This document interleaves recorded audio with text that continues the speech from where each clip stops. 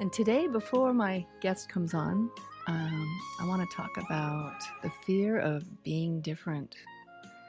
And if we look at the world, especially the West, it's amazing how similar our lives are.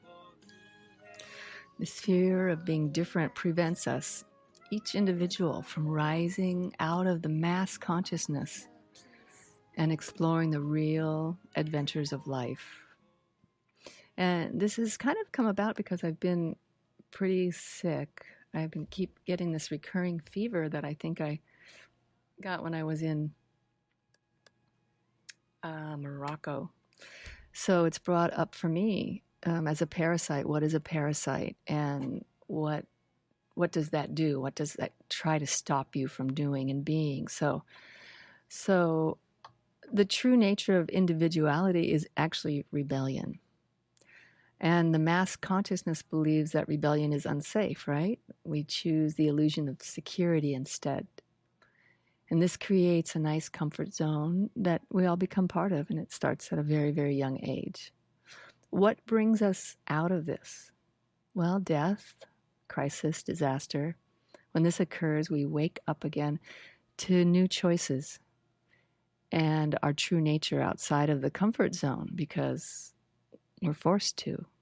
It can be a complete change of life if a partner passes or a parent. All kinds of reasons that we're forced into moving into a new part of ourselves. And our individuality is imprinted when we're very young, very, very young.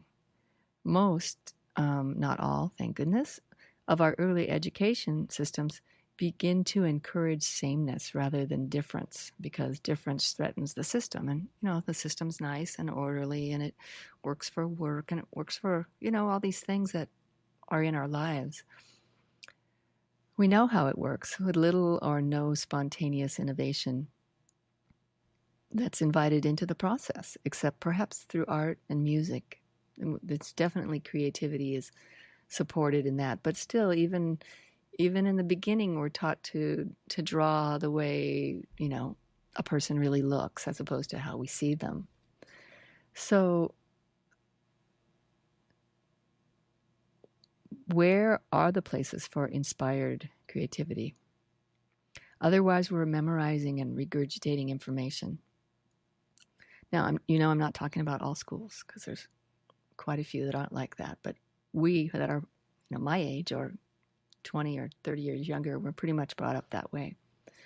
So the system that we have set up and support, where sameness is the rule, has turned individuals into outsiders and reactionaries. We're thinking outside the box, living outside the box. People might not like you.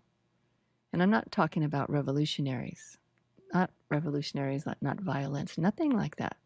Just the revolution of yourself. Okay, so I just want to finish my thought here. And this talk it's not just to discuss education, because there are many possibilities of what we could do when communities are ready.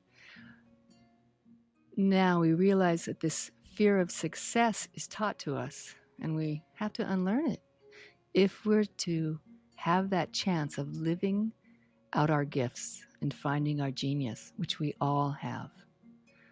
We compromise our dreams sometimes without knowing, not because we fear we will fail, but because we know that to succeed, we'll have to rebel against society and its expectations of us.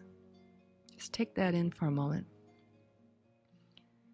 We fear what we might become because we don't know who we are. But guess what? The path less traveled leads to treasure, to bounteousness. This is the reward for the individual who dares to break out of the trap of mediocrity. This mediocrity serves the machinery of society rather than its evolution. This fear prevents us from believing in ourselves enough to embody a wonderful life. This fear prevents us from experiencing the cool, fresh air of our unbounded nature. You stop being a free thinker who sees beyond the structures of our life.